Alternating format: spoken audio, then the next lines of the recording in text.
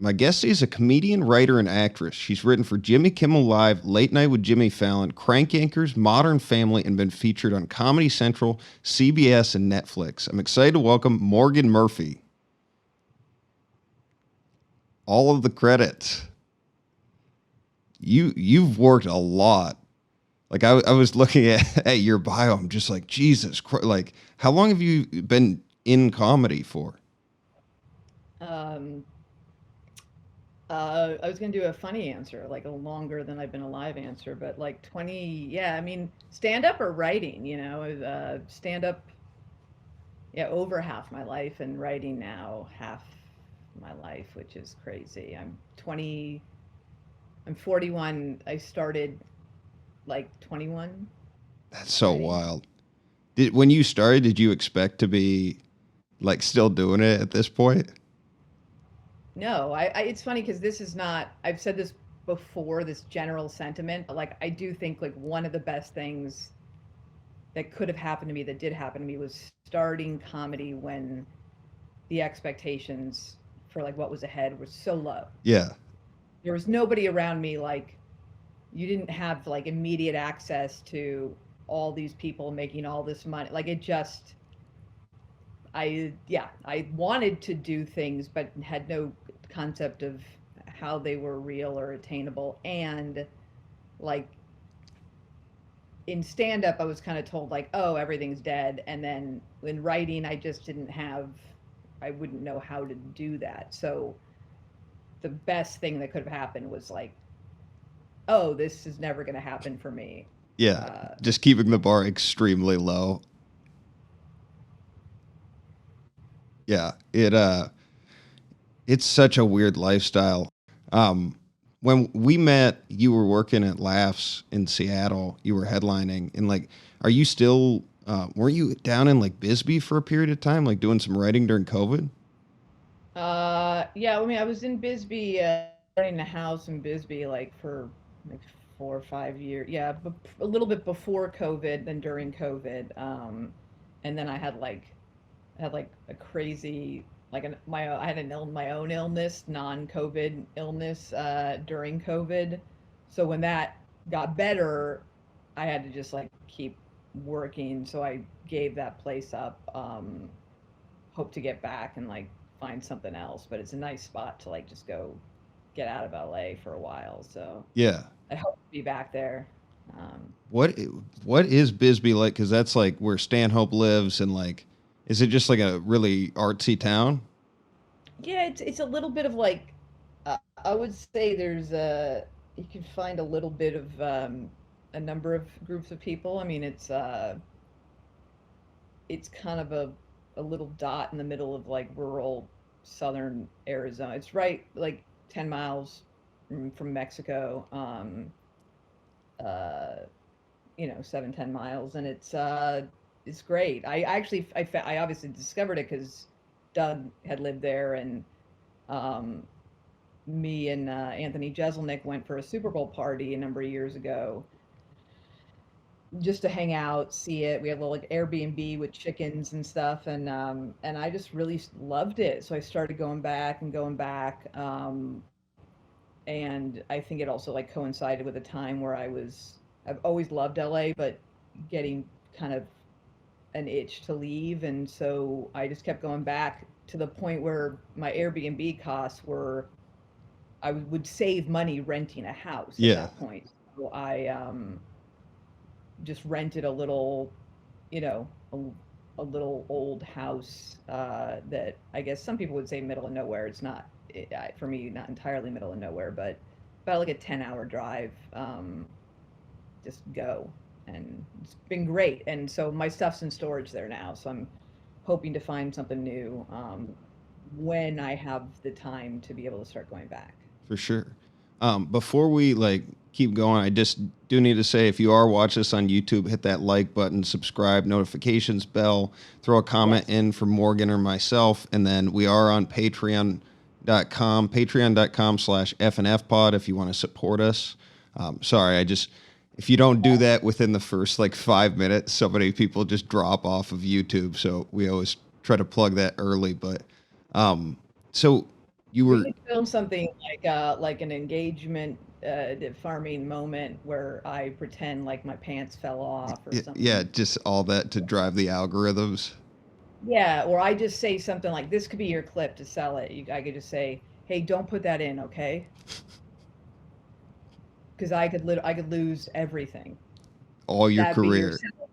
Yeah, yeah, and then 20 that would years be worth people. of work Oh, just good. down the Yeah, drain, yeah. all over the chickens in Bisbee. Don't talk Mhm. about that.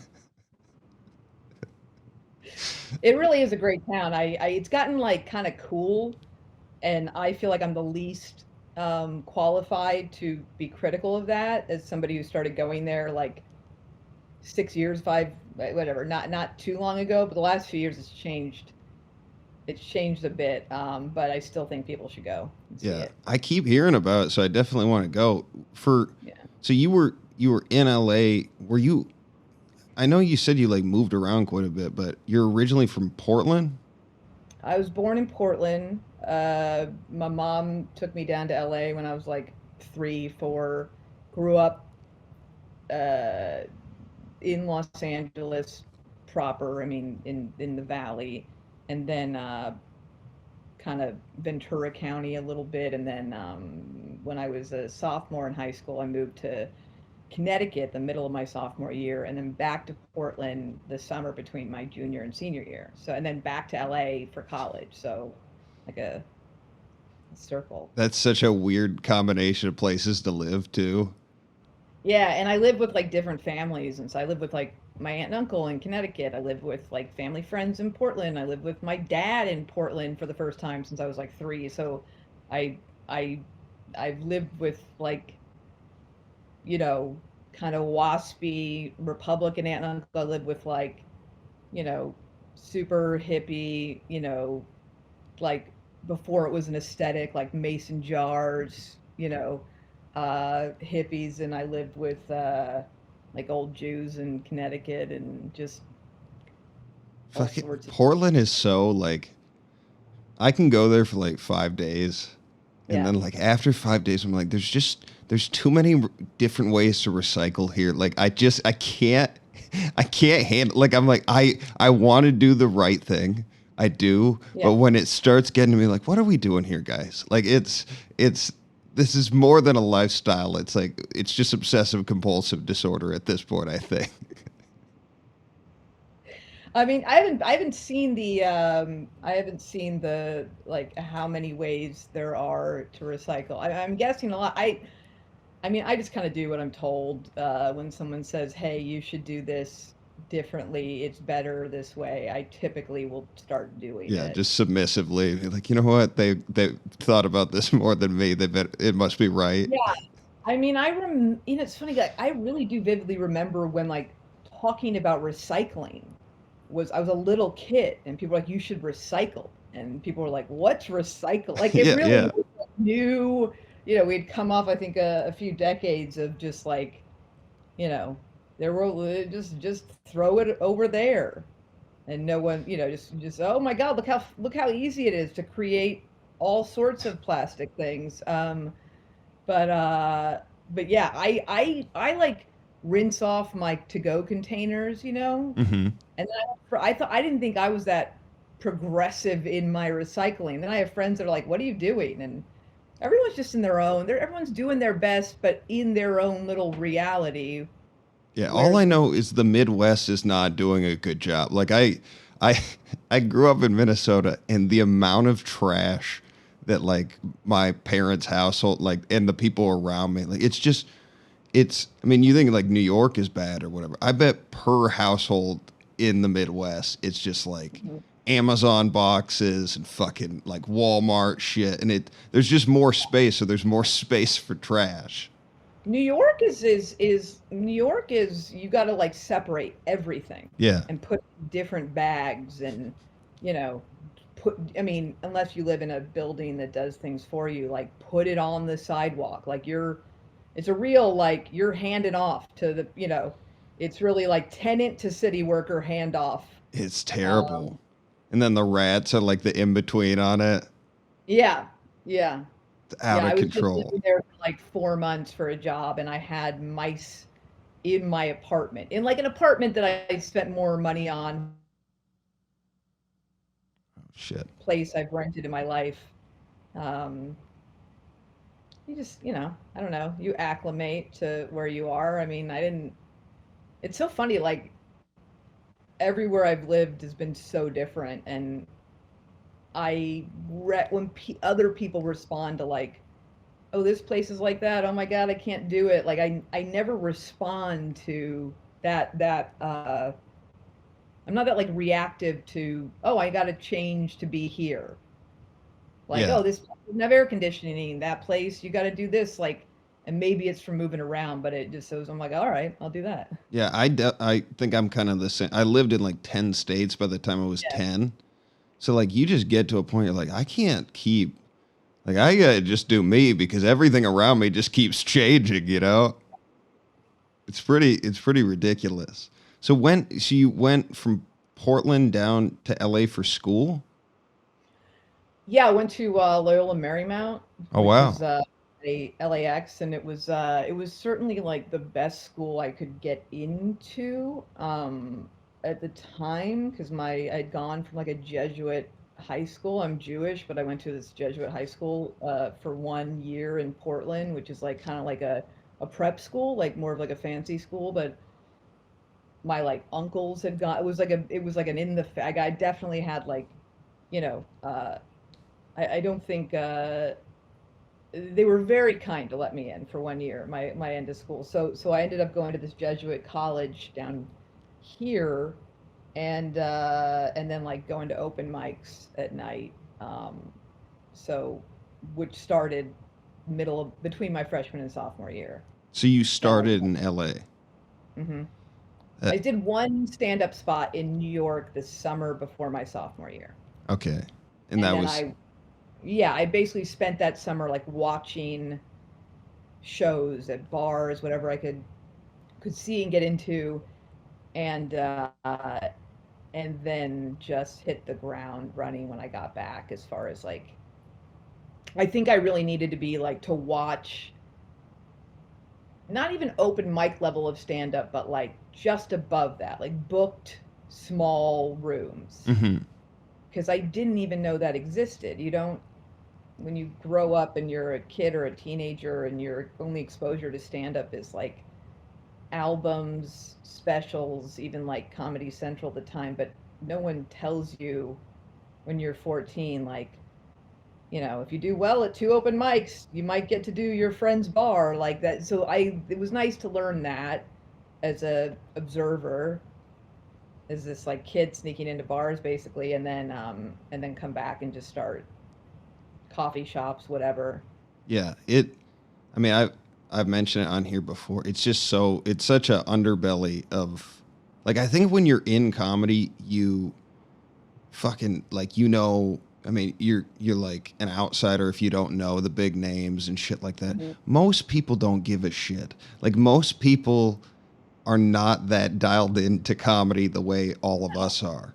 And Yeah, and most people get their comedy from like, if they're taking in like a stream of media, which now there's like a bunch more, but like it's always funny to me when somebody is is frustrated with like not being hugely successful, and I'm like, it doesn't like, very rarely is like massive success an indicator of like greatness. yeah, It's just exposure. And most people only know, they're not searching for all the comedians. They're finding who shows up in their feeds now. yeah. The way that you'd find who showed up on Comedy Central or HBO or.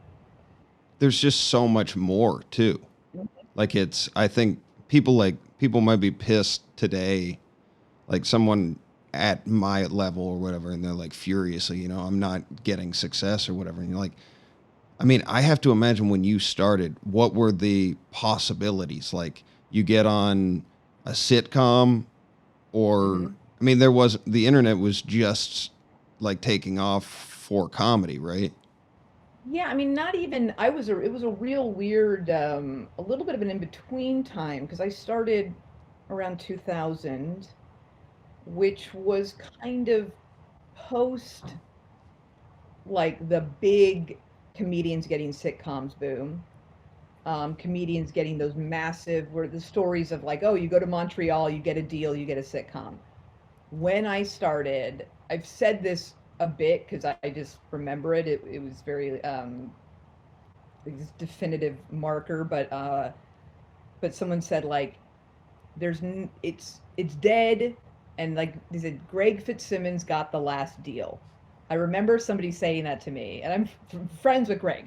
But it was like that the way that people feel now with like, oh, TV's died, it's all comes and goes in cycles. So at that point it was like post club comedy sitcom stars. It was more again like the kind of rise of alternative comedy, the response to club comedy sort of dying out in a certain way. um, and there wasn't a lot of like hope in the air as far as like big success goes. Like I was excited, like someone had a sketch show or was, on Comedy Central or did a late night spot. I was excited about that, but that stuff didn't mean, doing Conan in 2000 wasn't what doing, the Tonight Show in like 1992 was. It's just Really? all, So it had already had dropped off that much? I mean, to a degree. Like, I think the Tonight Show was still, was still helpful, but it wasn't. Before me, you did one young comedian special, or you were on the Tonight Show. Like that could make your career. Yeah. This was more of a, I guess, like a dead zone in some ways, a dead zone compared to what it had been, but also this was kind of the era of like, I think, backlash to the mainstream, backlash to. It was also the era that like ironic ism of all kinds was a very popular kind of comedy, which obviously we've learned does not translate well, does not age Yeah, well. yeah. A lot of that stuff was in response to like, very overt, hacky kind of shit that people kind of saw clubs descending into. And, um, you know, uh, again, there were camps like there are now, a little less, uh, way less like political, way more just in style and in content. But yeah, it felt like a dead zone. And also maybe it's pre-social media, so like all I knew was going around doing spots. Every little thing was the coolest thing. Like if somebody was on any Comedy Central thing or had a spot, it was super celebrated by like everyone and their peers, but it wasn't like, oh, they're famous now. Yeah. And it was super like hated on by everybody that wasn't their peer and didn't get it. Yeah, I mean, there were like Comedy Central contests and stuff, and I remember like for a few years in a row, going to support friends, and oh my God, like they came in second in that Like nobody in my family or the world or on an airplane would have any idea that any of these things happened, but they were the biggest deal. In like that stuff to me, I think matters a lot. Like just celebrating the people that you start with Hmm. and like growing with them, because like it's never going to work. It's almost never going to turn out the way you think it is, as far as like, oh, that person's going to be big and that person's never going to make it. You never know. I've seen so many, you know oh, there's no way that person's not going to be a star, and then for any number of reasons they're not, and then the person that you were, snarky to or rude to or dismissed is like 10 years later, they just get it and they're great and they're the best. And Yeah. It's such a strange thing. I've already seen that like sort of on my level. And like you came up with like sort of like this now like this historic crop of like early 2000 comics where like the store, I mean that's what where you were at a lot of the time, right? Like Well, I was like a real I was mostly at like Largo. So I was mostly in the like I guess what you would have called alternative, although looking back it wasn't it was kind of a mix of everybody, including weird alternative uh comics, but I think also because musicians would drop in and it'd be a lot of experimenting. Again, like the sort of anti-club mhm. and you know um but yeah, but then I go to the store and I think every scene, people who were really just cemented into one scene had something to say about the other scene. Yeah, yeah, of course. I remember I Yeah, worked with Johnny Pemberton and yeah, he was talking about like clubs and versus alt shows and he looked at me and he was like, "Why would you like want to be at a club? Like nobody in LA, like we never that was the worst place to be." Like and so he was like of that yeah, camp. yeah. I did both, and like I was really kind of the mindset like I liked I thought I did better at alt rooms, but there's a part of me, and I would say, I don't think I'm like a glutton for punishment. I like going where I think it's going to be more of a challenge. That's why I like, I'll go, even like rooms that are like, I think I'm going to show up and it's going to be a real, like, right leaning crowd. Hmm. Um, yeah, like give it to me. I'm not going to change what I say for them. So let's see like how much I can make people kind of laugh at themselves too. And in general, like, I don't know if it's funny. I think that tourists showing up to LA to go to a club are going to like it. And, the alt rooms are going to like it. For sure. So let's I do want to jump into like the writing stuff. Like you were Yeah. in the scene in the early 2000s doing all that and like how did you end up like writing? Because you was Crank Yankers the first show that you wrote for? It was the first show that was on TV that I wrote for. When I was in college, I was doing stand up, and these two guys, Scott Ackerman and BJ Porter, who had written for Mr. Show, they did a sketch pilot, like a pilot that didn't end up going to series for Showtime, and they ended up hiring me, Dan Mintz, and BJ Novak, amongst other. There's a great sketch group, Frangela, Francis Angela. They got hired. A bunch of other people got hired with experience, but we were the three young people who got hired for this pilot to write on that. So that was technically my first writing job, but it was a pilot that didn't go. And then I waitressed for briefly, not because I had a choice beyond that. I got fired, and then I was an assistant to somebody for this really uh, fascinating, interesting, cool older writer named Ron Zimmerman, who actually recently passed away, but he was very kind to me. Um, and that's like another perk of like doing weird shows and stuff is he just knew me from these storytelling shows, and I was like, oh my god, I'm gonna have no money, and I got fired from waitressing, and he was like, what do you need? And so like I said, oh, like I don't know, like $500 a month, and he was like, you're my assistant. So I was his assistant for a number of months.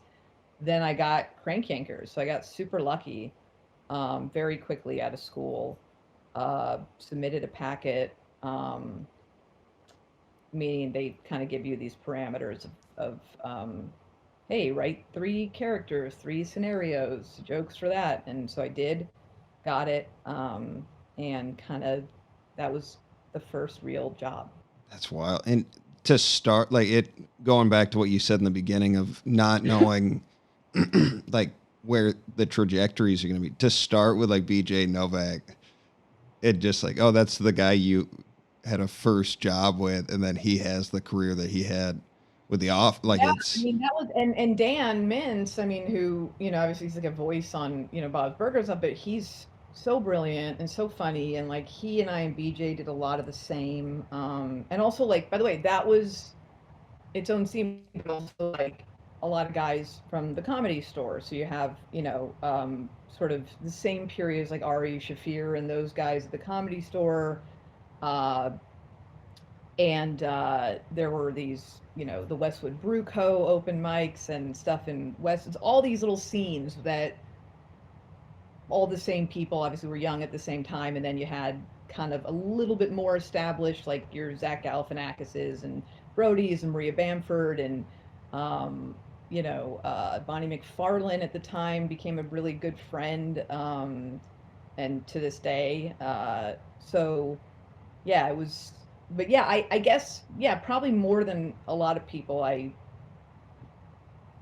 would consider a lot more people like people I came up with, just because I bounced around a lot. But yeah, Dan and BJ were very, very, very close. Like, those are like fun days to think back on. for sure. What did like what's a normal day look like for a writing job like that? I mean, for a job like that, Or at it's least a for like like when you start at fair. Crank Yankers, what does that look like? It's That's the kind of show that, it's its very own type of thing, because you're, like, let's just say, compared to a network sitcom job, you're like writing scripts. Sometimes you're writing like one episode, filming another one, and then the one you're writing now is filmed, next week or whatever. Crank Yankers is more, you sit down. You're not writing the episodes, obviously, because it's not like a entirely scripted, show. What you're writing are scenarios, like, oh, what if this character that Wanda Sykes plays calls a place and says they want to return their phone because they can hear phone sex every time they're on the phone. They're getting a new feed in, whatever. Like, so you're writing that what if, then you're writing all these lines that could come up. So you're trying to track the trajectory of what, The reaction's gonna be. yeah, the reactions you could get. You're also writing like kind of evergreen jokes to use in case of if they say this, if they say that. So it's a very interesting first job because it's like the least traditional of any jobs. It's also the most like radio, which now podcasting, I guess, would be the most accessible way to think about that, but more like morning radio and stuff because, prank phone calls obviously were a thing, and the Jerky Boys, and that was like before my time even. But you we took all this material in binders, gave it to the talent, and the talent would record. Uh, I love that word talent, by the way. It's so like, oh, nobody else is talent. We give it to the talent, and then they would have all this information. Research had done, like, here's who you're going to call. Then when you would sit there, one or two writers were sent each time to do these calls with them in like a radio studio, recording studio. And then during the calls, you had a whiteboard. So you could write like live in the moment, oh, maybe say this, or if they say, like, what'd you say your job was again? Whatever, you can give kind of some feedback, in the moment. And for me, that was about as fun as it gets. Yeah. Like, Were I'm you not like, yeah, were you involved with the Niall Standish one? I did some. That is Tony Barbieri, who coincidentally, when I went to Jimmy Kimmel Live, Tony, I was partnered with Tony. Everyone has a partner at that on that staff for pitching, who is brilliantly out of his mind and in the most like special, comedically, wild way. And so I did some of, yeah, some of that, but not, I came a little bit later, so certainly not creating that at all. Yeah. They're just some of those like the mix between the puppets and the Yes. just like I mean Corolla's like Mr. Beecher or is it Beechler or whatever the Yeah, the construct the Yeah, the wood wood shop. shop teacher. There were just some amazing, like, and that was, I mean, I was, fuck, 12 or 13 at the time watching it. It was such a different, like, viewing experience where, it's 11 o'clock at night Mhm. and Saturday night or something. I can't drive and I'm just at home and this is what's available to me. And you just, I Yeah. mean, it was just so, I always felt like with Comedy Central, there was like, you had there was certain comedy that you had to kind of like learn to understand to Mhm. like buy into, and then there was some stuff that was just extremely accessible right away. And like Crank Yankers was such a like understandable like premise, but Yes. so well executed. Like and Yeah. It was I also think it was just a perfect job for somebody who loves trying to make like people laugh and make themselves laugh. Like just ridiculous. And you didn't have to get bogged down in, I guess, what I enjoy getting bogged down in now, which is like story and, um, heart and emotion and stuff. Like I loved it. yeah, it was so great for that time too, where like literally my friends and I at that time there was this thing called IP relay. I don't know if you ever heard about this. Like it was the start of the internet for us, right? Okay. And there was this thing where you could call someone and you type in the text of what the phone operator had to say to the other person.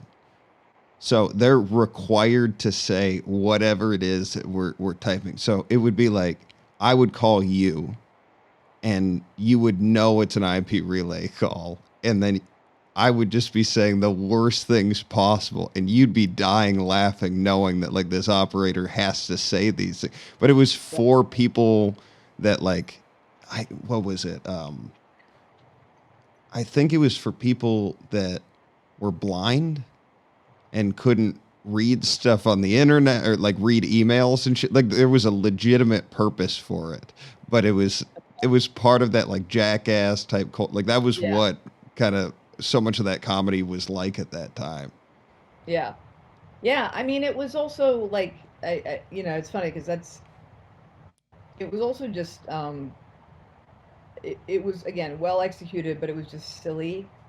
And I think, like I got nothing against silly. I Yeah. got nothing against like some of the best moments of my life are like being in rooms with the smartest people I know saying the dumbest things imaginable. And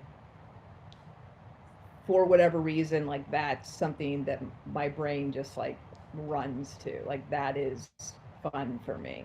Oh, for sure. Um, I didn't. What's your writing process like typically? I know that's like specific to the type of show, but like how did it start and how has it changed over time? Um, I definitely had to become a little bit more organized and uh, I don't know, sort of give myself deadlines when none existed, because when started, I guess to an extent I did that when there was no job. Like before I even wrote the Crank Yankers packet, I had a period where I would ask to get packets to see what they were and then try to do them without applying to anything. I just was like, oh, if I can get my hand on the the packets for these shows and learn how they're done, then I will. So like a Daily Show packet or whatever it is, like that's that I did on my own. So I clearly was able to motivate to do that. But then I got jobs and just did the work for the job. And then eventually it was like, oh, well, I do want to write longer, maybe more complex things on my own, and had to kind of learn and am still learning how to like uh, make myself do that work in a way that is professional, in the way that treating it like a job when, you know, some people go into writing because they're like, I want to be a writer. That looks fun. Like, I always wanted to do that, but it wasn't like I wanted to be a writer. It was like, I want to just like let my brain do what it likes to do and maybe and then get paid for it. That would be nice. Yeah. So the work part of it, the business part of it, the professionalism part of structuring your time and generating stuff has never been my like writing something when I'm not loving doing it has never been the thing I've been the best at. That's been like hard work. Yeah, it fucking sucks. Like Yeah. I just don't understand. It's the opposite of being creative. Like to Yeah, I mean, yeah, but I find the same thing with stand up, which is why I'm so impressed with people who are like brilliant comics who also generate material like it's a job, but the material feels organic. Like that to me seems like the hardest. I write my material comes, or I guess what I choose to put out is like so slow. I don't, I definitely think there would have been a way for me to like put out more, but then I would have had to treat it differently than I do, and I didn't want to, yeah, you because know? you're writing all this other stuff and you're writing for stand up. Yeah, and I also like don't I mean, it feels like the least inspiring thing to say like, "Oh, I didn't do as much because I didn't like want to." Like that's a very um, you know, it's not even like nihilism, it's just like I think it's okay to say like, "Hey, I'm not as into that pursuit of like I want to do arenas or even theaters." Like that stuff never it was exciting to get wins and to be acknowledged and stuff and still is, but it never like hit me in that way where I was like addicted to putting things out there all the time. I like I mentally function better in like a little bit less pressure. I'd rather have my pressure happen like alone in my house writing stuff than oh I have to generate all this material fast. I was talking to somebody recently about theaters because I like in the Yeah. past year I've done more theaters than I've ever done, and they were like they're amazing. Like doing a theater is the best. Like it's so awesome, and I was like I don't like them. Like it feels too like you're bordering on these weird like performance aspect of stand up where it's like I get it if you're like filming a special or whatever, but there's something you start getting into this weird area where you are a character to the people that you're like Yeah. you're reaffirming their beliefs about you and shit. And I just like I don't that's a different type of mental illness that I'm glad I don't that I don't have. You know, I like my favorite Yeah. sets are like 12 to 15 people late show and just like seeing if I can carry the momentum, you know, like it's I think it's like I think everything that people enjoy is like fine if you sort of accept the limitations or compromises you have to make for that thing, right? Like for me, like I go like, "Oh, I know people who crush arenas." Awesome. Like when I say I don't think I'd have any fun performing in an arena. I think I'd have like a surreal kind of first time experience. This is a weird moment fun. It's not, it's like accepting, oh, that's not for me. Not that I could do it. I'm like, oh no, no, thank you. Like I think you get into a problem when the thing that's not for you is like you look at it as like judgment as opposed to like if you say like I don't want to do theaters, I don't want to do arenas, whatever, then you know like be comfortable in it, like where you are and kind of what you have or you know go I don't know if you can be a person who wants like massive fame and success without putting on a little bit of a show, giving people what obviously they deserve for their money, mm-hmm. right? Like I was never good at that part. Yeah. And I do it sometimes but kind of learned, thank God, like quickly, like, oh, that's not like a sustainable path for me. Yeah, I hear what you're saying. It's complicated. Like I want to say like definitively like this is what's healthy and this is what's not healthy or whatever, but Yeah. I think it matters on the person. And then Yeah. I just like Ari was somebody that really influenced me before I got into stand up. And I went to New York like I don't know, fucking a year ago in April. And it was so weird because his podcasts influenced me to like try stand up and to like pursue this thing. Hmm. And by a weird coincidence, I ended up being at the stand and getting to go up on the same show that he was on. And so, like, 4 years removed from when I'm sitting in a cubicle and listening to this guy and listening to what his thoughts are, I'm now like, I remember I was looking down at like the stone floor of the basement of the stand. And I'm like, what the fuck is going on in my life right now? And it wasn't like it like I don't need to do like those at least where I'm at right now. Like those aren't that's not what's important to me. It's just like sort of the journey of it and like having these experiences that like I followed my heart with it and Hmm. it led to like that was one of the most incredible experiences of my life. Now, if Yeah. you look at how I've managed my life across the board outside of that, it's not been great, you know? Like I stand-up's been pretty like hard on my life, but it I sort of like when I look at those like say theater people or direct to consumer comics or whatever, Mhm. like they just have a different toxic relationship with this than I do. Like mine looks different than theirs and Yeah, and I also think, like, keep in mind, you're talking about people who are doing different things. Some of them are doing it reluctantly or begrudgingly. Some of them are doing it because they are marketers first and comedy or whatever the art is second. Like, everyone's, you know, a lot of people, I think, see all these different ways of becoming this one named thing as like people see what they're not doing as like that's one other choice. No, that's like 100 other choices. Like there's a lot of people putting stuff on out online who like hate having to do it. There's people who are like, I'm never gonna do it. Um, I know that I'm lucky that like I have a certain amount of comfort doing a fairly private job that doesn't like the fire under me to like have to go, constantly sell myself to strangers on the internet.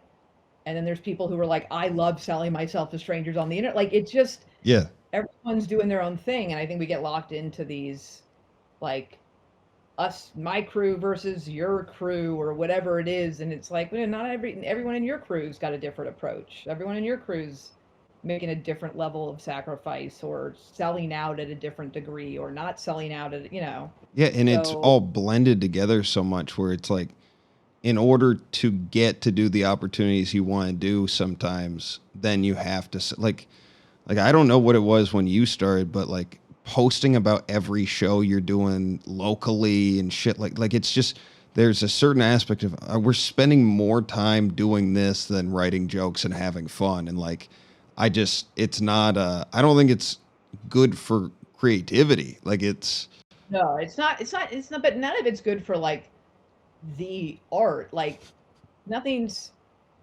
it's but we're that's like it's like a cross. This is like infiltrated everything now. There's yeah so many ways to like profit off of like almost borderline just saying you do a thing as opposed to doing a thing. Like that's just selling yourself like on the internet. Like that's its own job, and it's always going to be like counter to like actual art unless you figure out like what is a subversive way to do this that says something about the way people sell themselves. Like fine, like, but if you just want to do stand-up comedy, there's all these ways, all these things you kind of have to do to be a comic that aren't being a comic.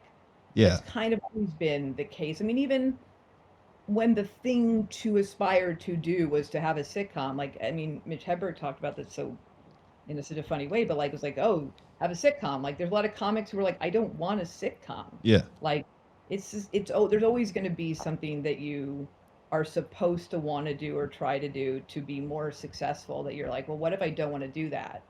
And if not doing that means you're not going to be more successful, then again, like accept that part of it. Like I don't even know what, this is getting into real like amorphous stuff, but like for me, it's been actually been very comforting to see, oh, it's like very easy to get famous. Like if I just like took my clothes off right now and like, you know, peed on my laptop in this podcast, it would go viral and I'd get famous. So like, and obviously famous for its own reason, the lady who peed on the podcast or whatever. But once you know that, like once you know that's how accessible the kind of the level of fame and attention and money or whatever, you know, then you do cameos where you pee on people's screens for them and then $100,000 a month or whatever. Like once you know that's how you could do that really fast, for me it has made, and I would say over the last like 6, 7, 8 years, it's made the idea of like fame and that level of success less appealing. Like the shine's off it. It's always been easy to like kind of stupid your way to fame, but like never more than now. Yeah. So it's like, yeah, we're comparing ourselves to the handful of people who are brilliant and incredible and also super successful, famous, wealthy, whatever you want to call it. But most of the people in that bracket of like name recognition, you can get there. You can get there tomorrow by Yeah. being a you know, reverse engineering exactly what will get engagement. Like I think knowing that, knowing how ridiculous it is, gives me a little bit more peace, kind of backing up, being a little smaller, being a little bit more like, you know what, I'm just going to be myself and navigate my way through this weird space. And it's fascinating to me. Um, but knowing I could do that tomorrow, pee on your laptop and get famous I is was going to say like, that we're going to transition to that segment now. So if just have what is it? What are you? I don't know. This is not like advice even because this is me telling me because I've thought a lot about this over the last, you know, I say really the last decade has been this weird. Oh, everything I wanted to happen, like writing on TV, like that was what, nothing got more exciting for me. And like, oh, I did stand up on TV. Oh, that's exciting for me. Um, you know, I didn't have the like my goal again is to sell out arenas. So like as opposed to like I want that thing they have or I don't like I don't know, I try to take a million steps back, look at it big picture and go like, wow, this is a what a time. yeah. Well, for you, like you've done all this stuff. I mean, you were a head writer on for late night, and then worked Well, on not two. yeah, not head right, but yeah, I was yeah, right, wrote on some yeah. I get that one. I'll have to change the. We'll keep it. We'll keep. You'll have better credits than you're supposed to. Yeah, I've been a head right like whatever, it's fine. Yeah, there's a bunch of stuff. But I you've write done on late night, you've done narrative, you've done award shows. Like, what's your favorite thing that you've written for, and then what is it that like you haven't done along the lines of writing that you would like to do still?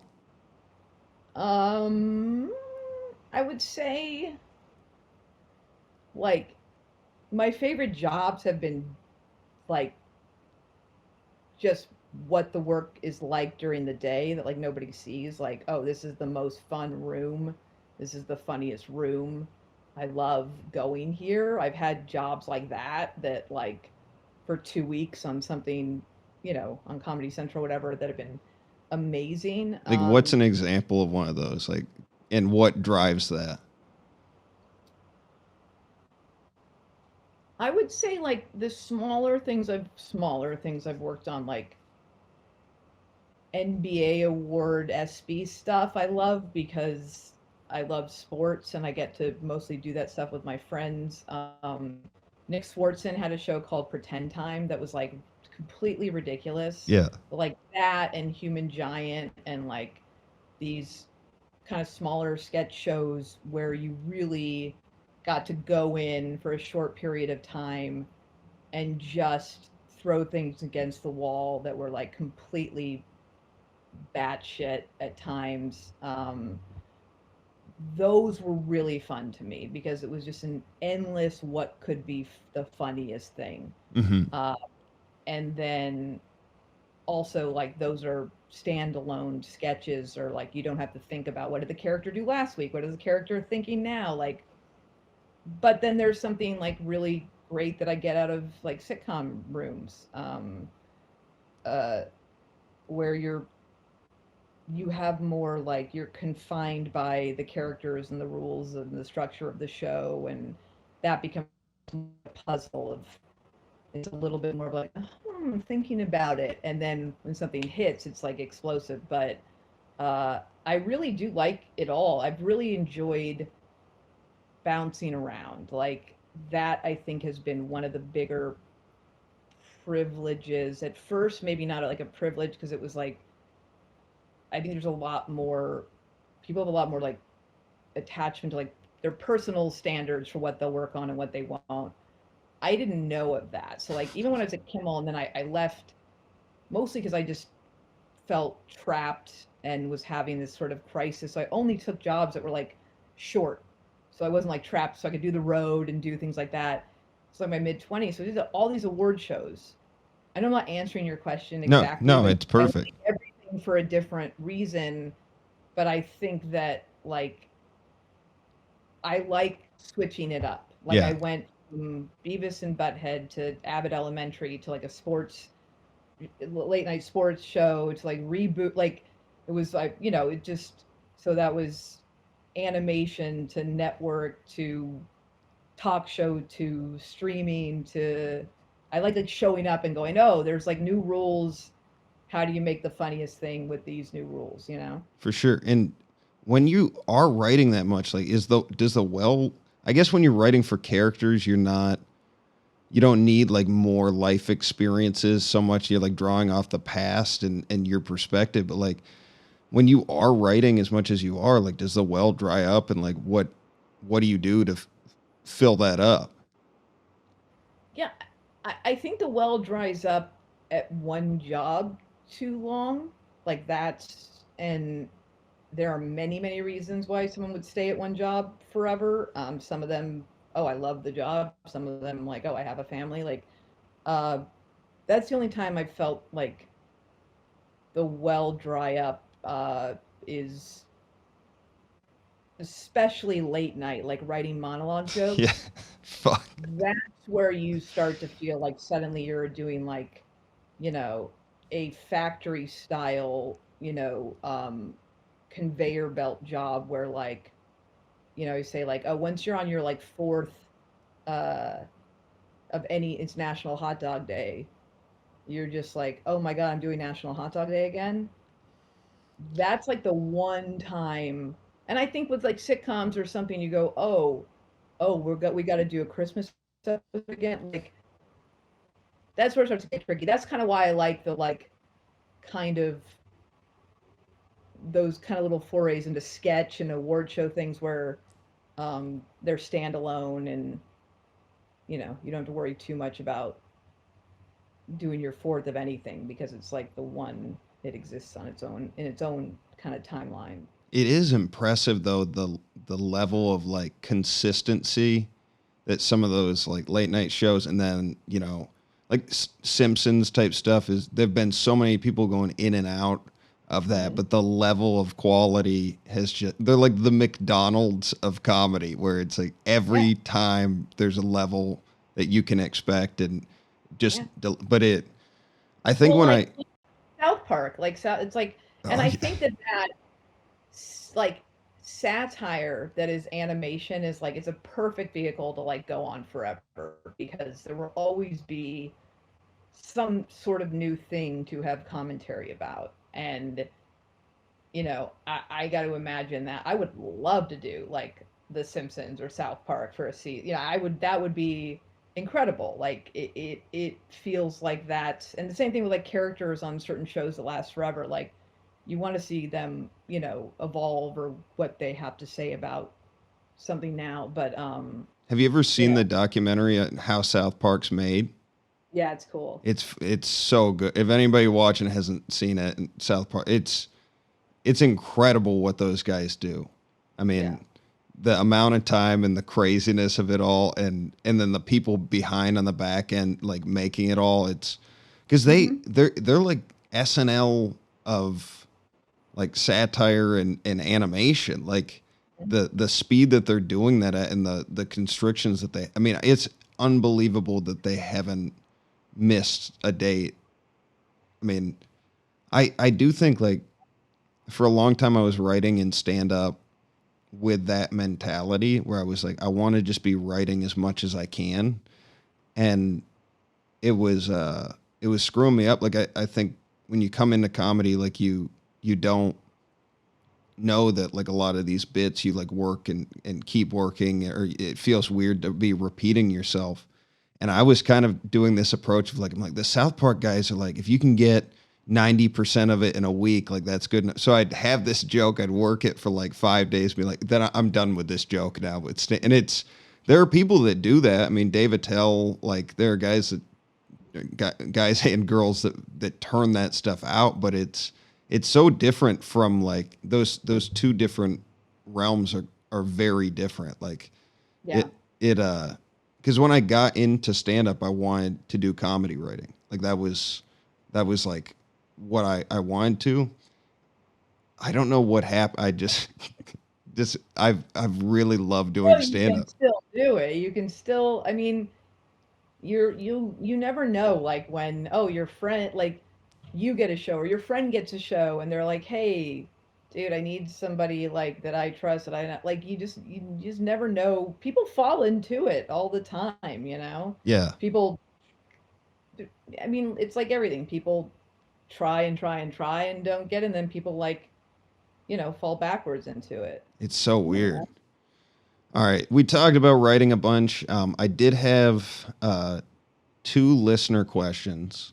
Um, Angela, who you might know, asked, "How is it being the only woman in all male writing rooms?" Which, from previous interviews of you, I've seen that that has been the case for you more than once. That's so funny because yeah, I said the it's really, half of it is just getting that question a lot. That's like that's just one thing that's different. The men don't get that question. It's been honestly a while since well, I guess yeah. I mean, I just worked on a show, but it was very small staff, so it was only women. But uh, it I think about it now more than I did then, if that makes sense. Like when I was 21, 22, 23, maybe up to like my late 20s, which is honestly, I think I was 20. I'd worked for like 6, 7 years without like another woman, which was in hindsight is insane, Yeah. but also at the time, it was it was I almost think like a better person would have had more difficulty, or a different person would have had more awareness of it. I think I benefited from being like a little bit protected by my naivete around that stuff. Like I was just like, oh, like like jokes, jokes, jokes, jokes. Like I, I don't know. I think there would be a term for whatever I am or was, as far as like gender and all that stuff. But I just kind of barely thought about it. I thought about it being unfair, like a system that is just realizing, hey, you can't keep having no women, Hmm. right? Like the whole system, it's like every 5 years, it's like, hey guys, this is not good. The way it's like, you know, there's a point where it's all white men ever doing anything, and then you have to start like breaking that down. Like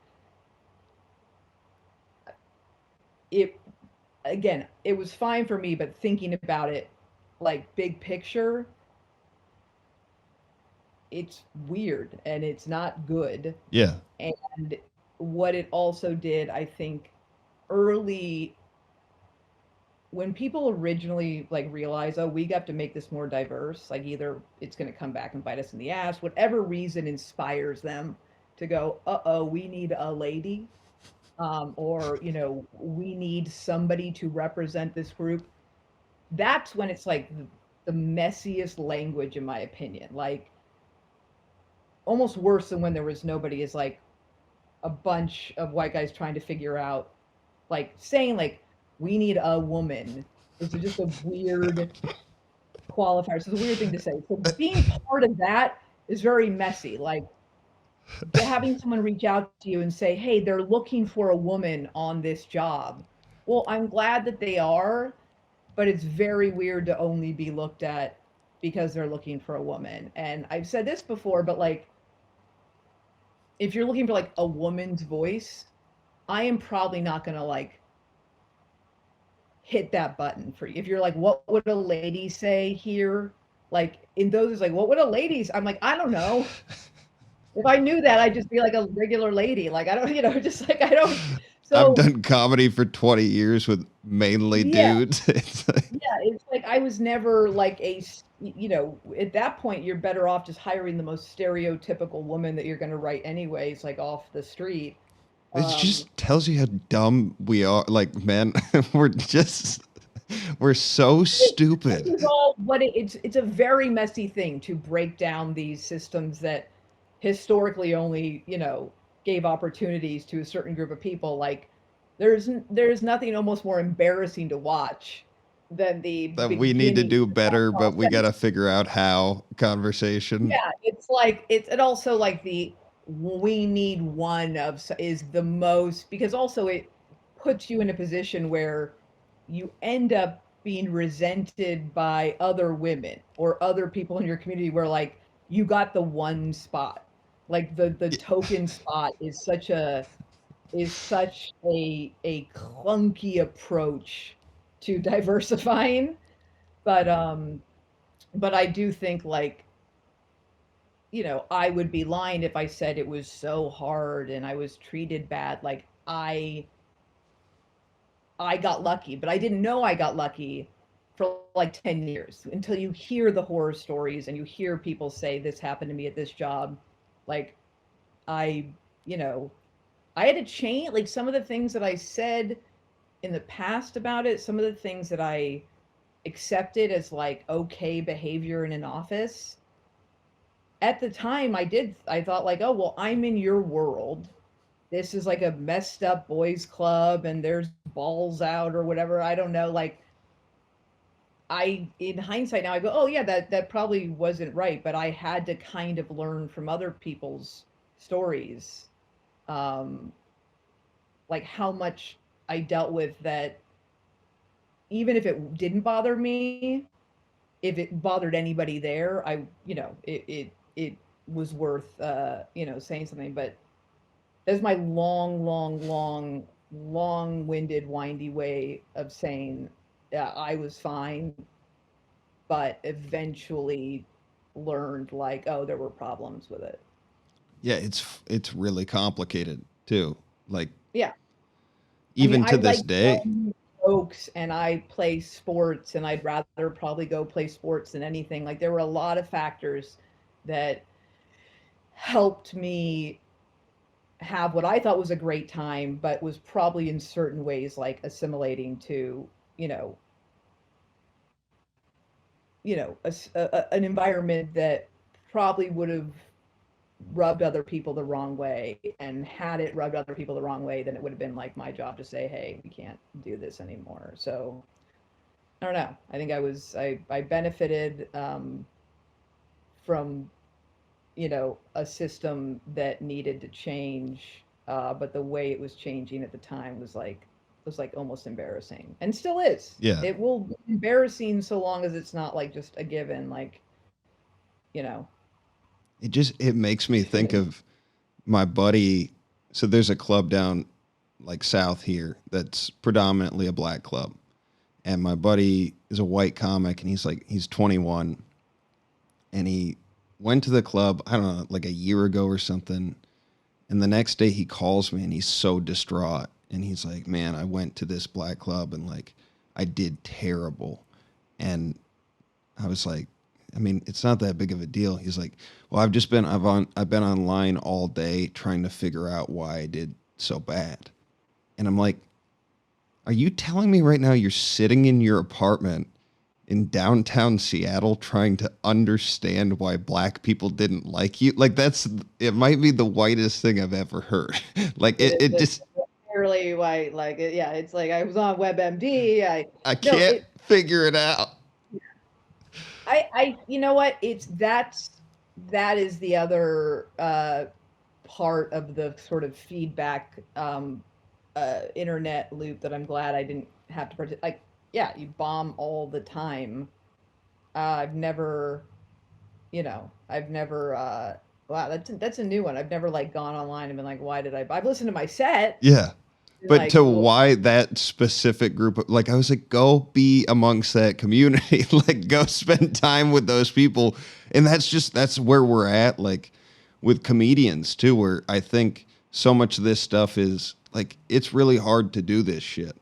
And yeah, there's like this idea, like I'm sure it's always existed, like the fast track to getting there, but there's a lot of like shit. Like some of the funniest comics didn't break until way later in their career. Like, I mean, Marin didn't have like big time success till his podcast and shit like that. And it's like, yeah. if But he, also, you have to realize like Marin did like 40 Conans. Do you know what I mean? Like yeah, Marin was within comedy like very respected and successful as a comic amongst comics. So it's like again, it's the getting back to like measuring what success is and measuring what fame is and how much of it you want and all that stuff. Like it's there are so many ways and so many levels of achieving fame, of how famous to be, of how successful to be. Like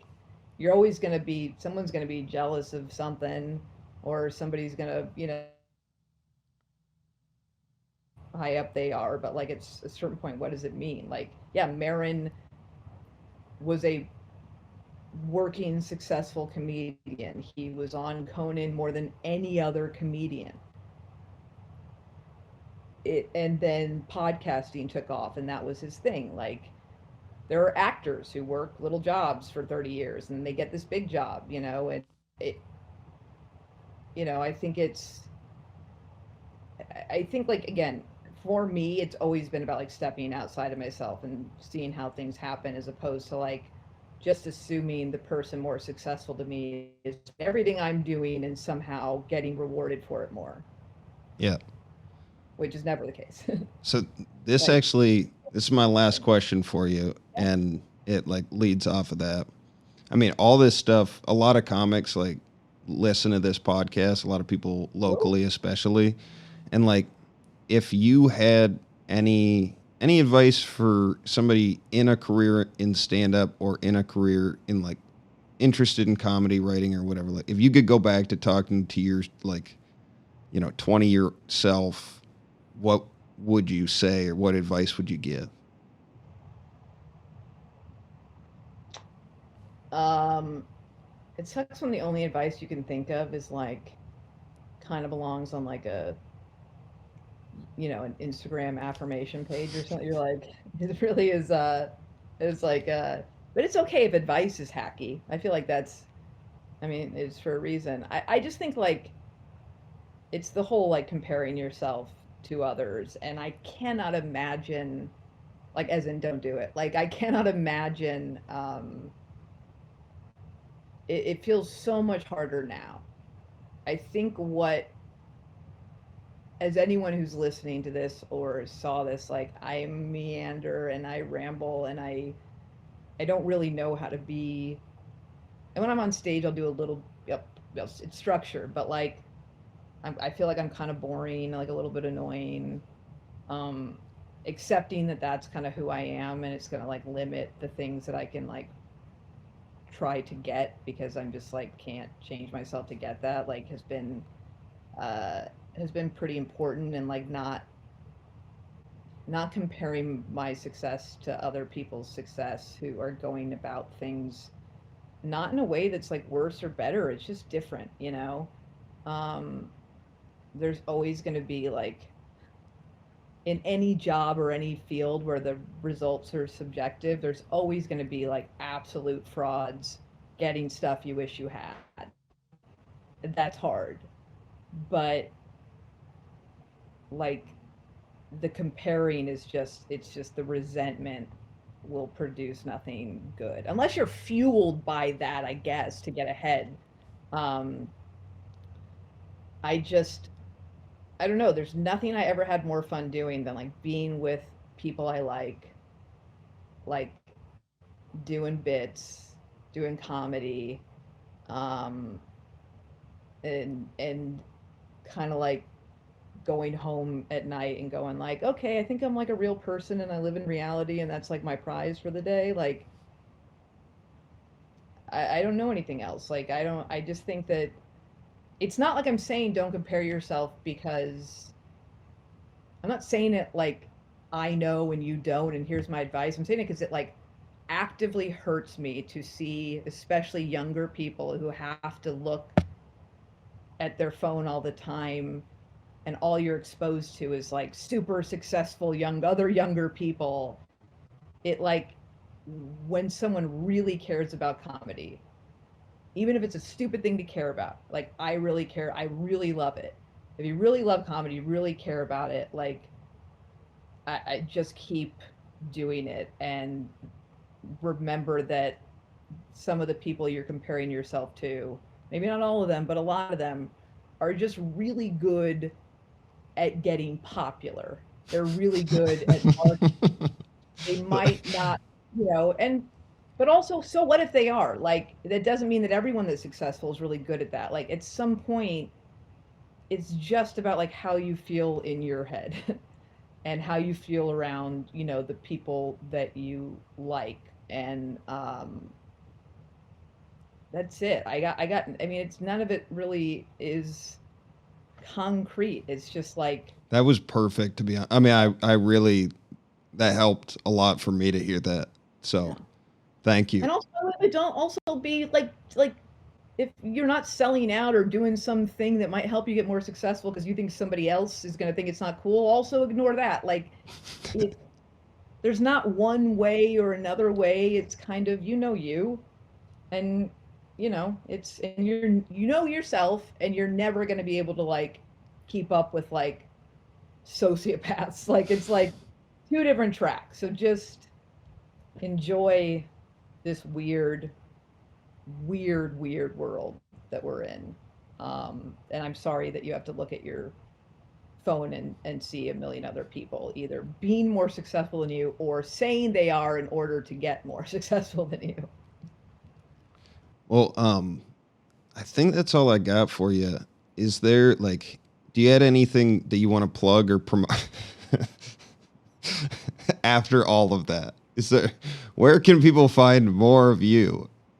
I'm like on Twitter or whatever, but I'm figuring that out. I might go back and try to do another special. So I will say this: if there are some people with boots on the ground comedy folks out there, I am trying to find like you know somewhere I can just kind of work some stuff out, longer spots. Don't need to be big paid gigs. So if there's a cool room that you think I might enjoy visiting for a couple of nights and be able to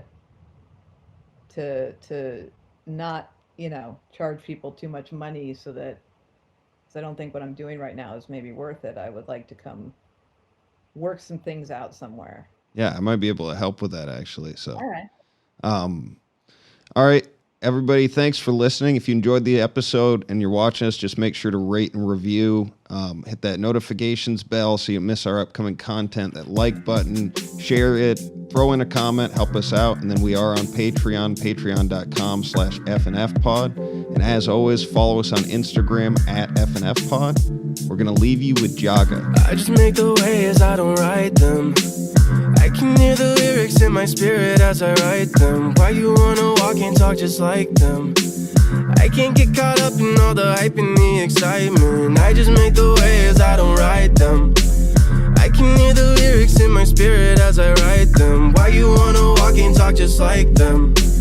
I can't get caught up in all the hype and the excitement. My wave pool, my wave pool.